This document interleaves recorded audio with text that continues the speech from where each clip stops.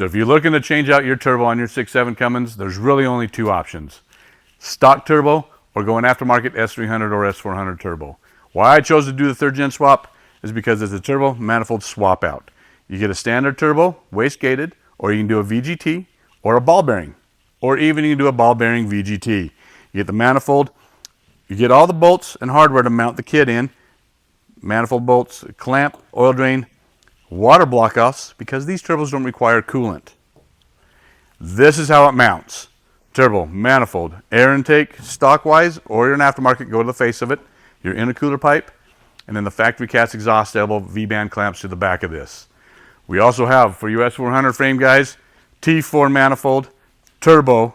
It comes with some extra components because of the air intake and then the intercooler boot.